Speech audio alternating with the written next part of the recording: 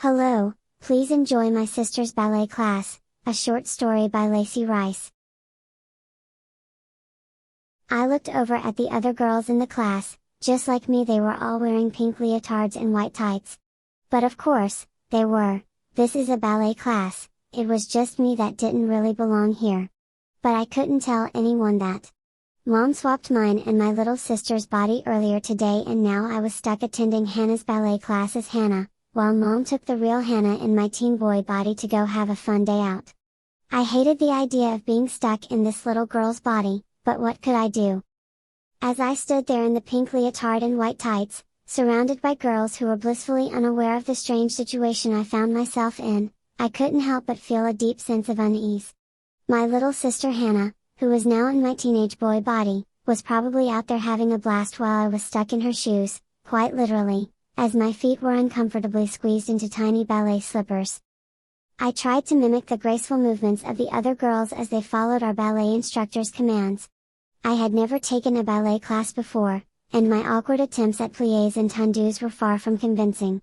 Every move felt foreign and unnatural, and I couldn't shake the feeling that I was a fraud, an imposter in this delicate world of tutus and pirouettes. The girls around me chatted and giggled, forming friendships that I knew I couldn't truly be a part of. How could I relate to their dreams of becoming prima ballerinas when I had my own teenage concerns, like school, friends, and figuring out my own identity? As I caught glimpses of myself in the studio's mirrored walls, I couldn't help but notice the unfamiliar reflection. Hannah's face, once filled with youthful innocence, now stared back at me with a mix of confusion and frustration. I missed my own body, my voice, my strength, my identity, and I couldn't wait for this bizarre day to end so Mom could reverse the swap. The ballet class continued, each moment stretching into what felt like an eternity. I focused on getting through the exercises, reminding myself that this was only temporary.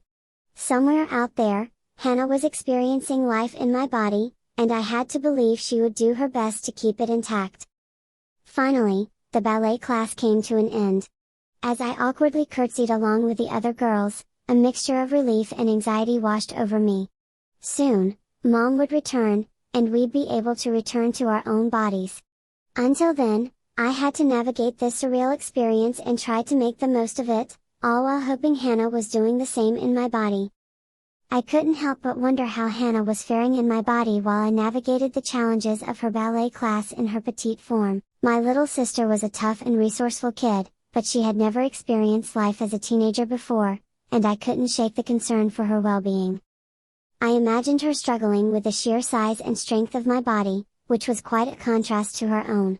The deep voice, facial hair, and the various responsibilities that came with being a teenager were all unfamiliar to her.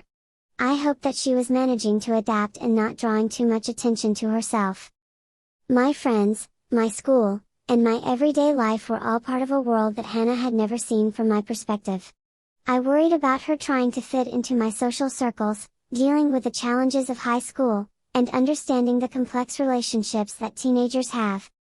Despite my concerns, I had to trust that Hannah was doing her best to handle the situation.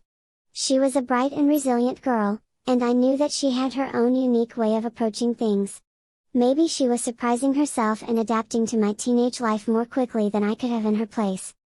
While I longed to return to my own body and reclaim my identity, I also hoped that this unusual experience would give Hannah a broader perspective on life, a deeper understanding of what it meant to be a teenager, and perhaps even a newfound appreciation for her own childhood.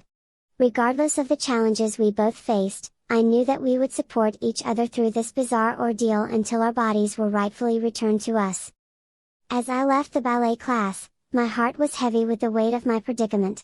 I walked with a pronounced grace that Hannah's body allowed but couldn't shake the feeling of being trapped in someone else's life. The world outside the studio felt strangely alien as I passed by giggling children and their parents, who watched their little ballerinas with adoring eyes. When I arrived home, my mom was waiting for me, her eyes filled with a mixture of curiosity and concern. She had taken Hannah, and my body, out for an adventure, but now it was time for the inevitable switch back. "Are you okay, sweetheart?" Mom asked as she reached out to hug me, her voice tinged with worry. I tried to put on a brave face, not wanting to burden her with my own struggles. "I'm fine, Mom, just a bit tired from the ballet class." Mom smiled warmly but didn't press further. She led me to the living room, where a strange contraption sat on the coffee table. It looked like a blend of an antique hourglass and a futuristic device, with swirling lights and intricate patterns etched into its surface. This was the instrument that would return us to our rightful bodies. With a sense of both anticipation and trepidation, Mom and I took our places on either side of the device. She explained the procedure, reminding me to close my eyes and concentrate on my own body, to will myself back into it. As we began the switch, I felt a strange sensation, as if my very essence was being unraveled and rewoven. It was disorienting and uncomfortable, but I knew it was a necessary step to return to my own body. In those fleeting moments, I couldn't help but reflect on the day's events. Though it had been a challenging experience, it had given me a unique perspective on my little sister's world, one that I would carry with me even after the switch. And then, as suddenly as it had begun, the sensation ceased. I cautiously opened my eyes, and there it was, my own reflection staring back at me from the living room mirror. My body, my voice, my identity, all were finally mine again. Tears of relief welled up in my eyes, but they were also tinged with a sense of gratitude for the glimpse into Hannah's world. I knew I would cherish my own life more deeply after this extraordinary day, but I couldn't help but wonder what lessons Hannah had learned in my body during her adventure in my teenage world. As I hugged my mom tightly, I couldn't help but feel a newfound appreciation for the bonds that held our family together, even in the face of the most unusual and challenging circumstances.